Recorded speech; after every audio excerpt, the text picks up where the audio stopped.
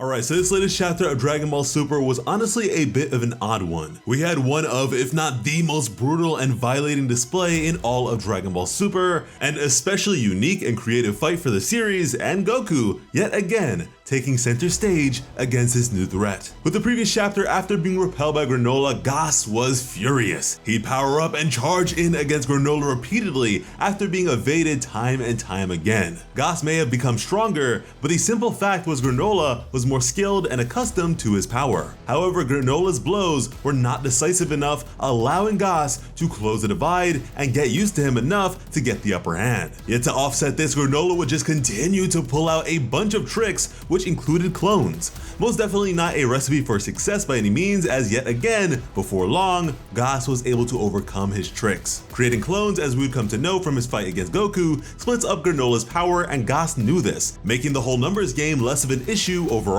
Yet even this was just a ploy on the part of Granola. A trick for the sake of finding that perfect opening and obtaining victory no matter how undeserved. And this attack would in fact connect, sending Gas flying. However, it wasn't all sunshine and rainbows for Granola either, as the sacrifice of those clones was not without its associated pain, as the damage felt by his clones ends up being felt by his real body, again making the technique rather compromising. Now, as both Granola and Gas were down, Alec would enter the fray. Alec would express that Gas was undeniably the strongest fighter in the universe by a huge margin. He would then grip onto the necklace of Gas and rip it right off. What actually happened to be a sealing item of sorts that bound Gas's inner nature. There will be mentions of how this didn't go so well 40 years ago, which was when he faced off against Bardock, what seemed to be a very unsettling bit of history for him. But from this, Gas would go berserk.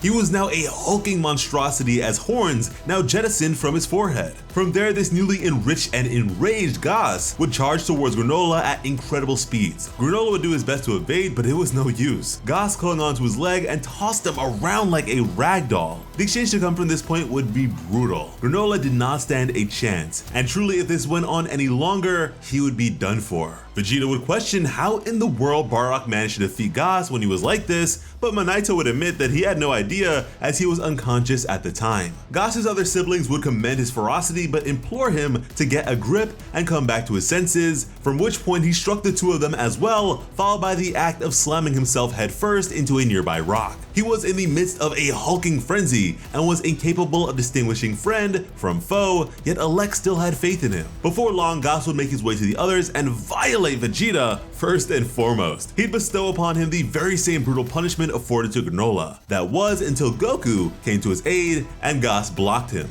Looking at Goku, something changed for Gas. He would remember Goku's father Bardock and how he had lost to him. Goku's fist, again having been blocked, was not so damaging, but from it, Gas would fall back screaming and grovel on his hands and knees in fear and panic.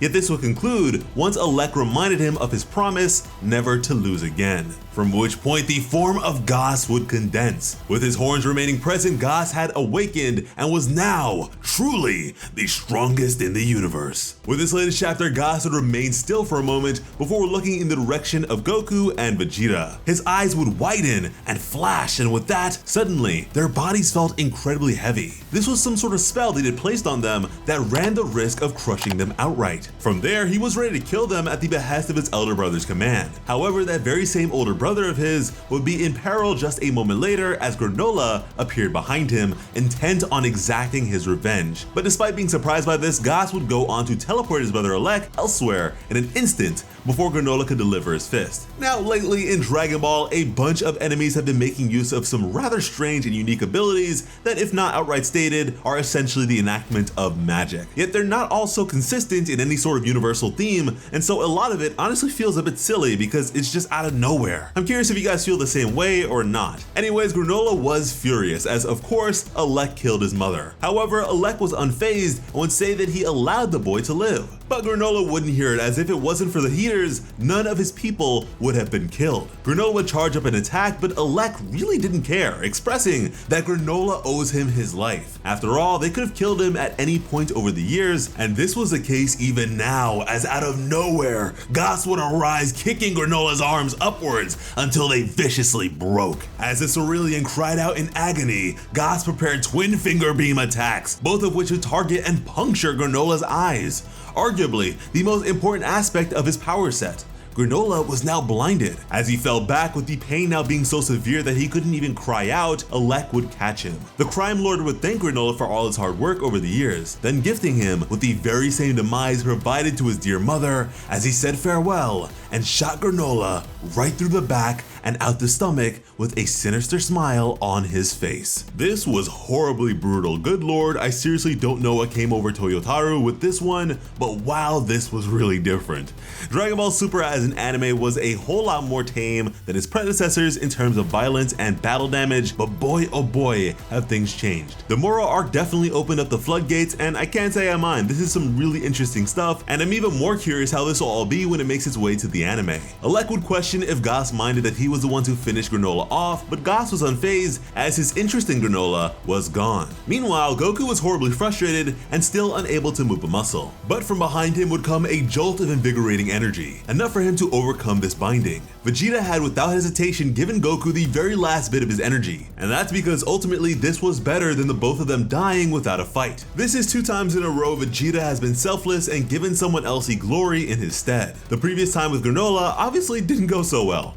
And at this point, it feels a bit invalidating for Granola to have eaten the very last senzu bean to then just get super violated, but regardless, as always, it was up to Goku to save the day. He was all charged up and in his Super Saiyan Blue form. Rushing towards Goss with a major kick, he ground his adversary. Goss would commend Goku for breaking free of the binding spell, and as Goss said this, Goku's anger was clearly visible, but he would restrain himself and simply breathe deep. This would be followed by a pacifist outlook as he'd admit to having no reason to fight Goss, now asking him to kindly vacate the planet. Goss was surprised by this and expected a lot more rage to come from the Saiyan following the death of his new friend. And Goku would admit that he was most definitely furious, however, anger was an emotion that certainly disturbed his special move, what we of course know to be Ultra Instinct. Truly the only way Goku would stand any chance of winning this, the fact of the matter being that such angelic powers exceeded the bounds of universal powers, but if he couldn't sustain it, victory would not be guaranteed at all. Goss didn't really understand, but Goku and the others couldn't be allowed to live now that they knew the plans of the Heaters, so the response would be simple. Goss would then make use of his fabrication powers, materializing spiked walls to attack Goku. These things would come from all angles and directions and seem to be unending. And while Goku was preoccupied, Goss would take a look at the Cerulean ruins and begin to telekinetically hurl them in Goku's direction. Goku would do his best to deal with all of this, but just when he began to catch his breath, would be struck from behind by a massive train. And according to the words of his siblings, this was a brand new capability for Goss. I still think it's really weird that gaining power by way of the Dragon Ball simultaneously provides a bunch of new abilities, but I suppose according to how the wish is fulfilled, these are things that he would have ultimately been able to do if he just trained that much. Goku would then climb atop the train and be met by Goss, who would thank the Saiyan for allowing him to test out his new power. And it was very clear that Goss held a grudge against Goku as Bardock's son. Goku would try his best to land a hit on Goss here, but it was no use. Goss would land a major punch to Goku's stomach and then choke him out, all the while being frustrated and perplexed by the fact that he didn't even see a little bit of fire in Goku's eyes. Goku would manage to free himself and attempt to launch a close-range beam attack, but just then yet another train would slam into him. He was being toyed with and tested. Goss would begin to speak of just how fierce Bardock was in combat, describing his resolve to be unlike any other. Yet this was something he did not see in Goku at all. And this is interesting as even beyond power levels and such, Bardock was just that remarkable to Goss. Wow.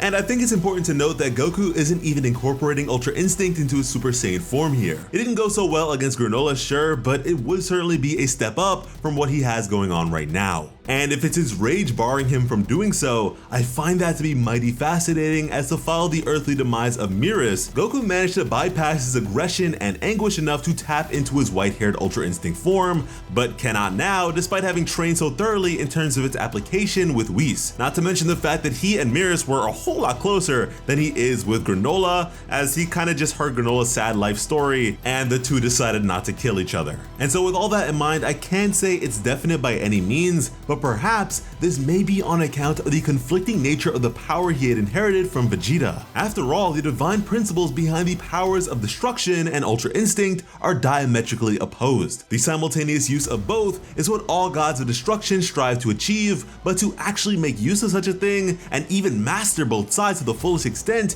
is, as far as we know, unheard of. The only entity presumably being representative of such dual mastery being the Omni King Zeno themselves. Again, very very interesting stuff, but to respond to Gas, Goku would make it clear that he hit his head when he was small and lost all his memories, so he didn't remember anything about his dad or any other Saiyans, which made sense to Gas as he now understood that Goku couldn't comprehend who he truly is, and because of that, he would never win. Gas would then directly train Goku's on into the water and submerge him. Goku would now be unable to breathe, which Gas found amusing as his species possessed no such fragility, proposing that Goku be provided such a pathetic death as suffocation. But such a thing would not be satisfying for either of them. Goku would launch a beam attack and Gas would then catch and send it right back. Goku at this point was not being violated like all the others were, but he was being made a fool of, and he had no idea how he could possibly win at this rate, at which point Gas would notice Minaito and understand that it was because of his Namekian magic that everyone kept recovering.